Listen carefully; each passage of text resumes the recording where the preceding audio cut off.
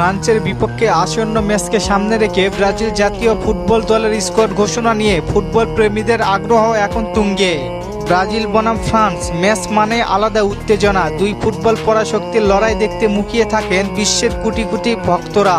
তাই সবাই জানতে চেয়েছেন ফ্রান্সের বিপক্ষে কবে দল ঘোষণা করবে ব্রাজিল। সাধারণত ব্রাজিল ফুটবল ফেডারেশন সিবিএফ আন্তর্জাতিক ম্যাচের প্রায় 10 থেকে 15 দিন আগে স্কোয়াড ঘোষণা করে। তারপর 7 থেকে 8 দিন পরে স্কোয়াডের সঙ্গে যুক্ত হন সবাই।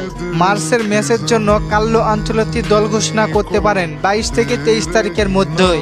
ফ্রান্সের মতো শক্তিশালী প্রতিপক্ষের বিপক্ষে ম্যাচ হওয়ায় কোচিং স্টাফ খেলোয়াড়দের ফর্ম, ইনজুরি এবং ক্লাব পারফরমেন্সে খুব সতর্কতার সঙ্গে পর্যবেক্ষণ করছে। 2026 বিশ্বকাপ সামনে রেখে এই ম্যাচটি ব্রাজিলের জন্য অত্যন্ত গুরুত্বপূর্ণ। নতুন খেলোয়াড়দের সুযোগ দেওয়া হবে কিনা, অভিজ্ঞ তারকাদের কতটা গুরুত্ব দেওয়া হবে, এসব বিষয় স্কোয়াড ঘোষণার বড় প্রভাব ফেলবে। বিশেষ করে ইউরোপিয়ান লিগে খেলা ব্রাজিলিয়ান ফুটবলারদের ফিটনেস ও ম্যাচ মিনিট বিবেচনা করে চূড়ান্ত সিদ্ধান্ত নেওয়া হবে। সেই কারণে স্কোয়াডে হয়তো 2-1 দিন পিছিয়ে যেতে পারে। বিশ্বকাপের ম্যাচ না হওয়ার কারণে কড়া রুলস থাকছে না, কারণ এটা ফ্রেন্ডলি ম্যাচ। কোচ চাইলে 15 দিন আগেও দল ঘোষণা করতে পারেন, 5 দিন আগেও এবং 1 মাস আগেও দল ঘোষণা করতে পারেন। এতে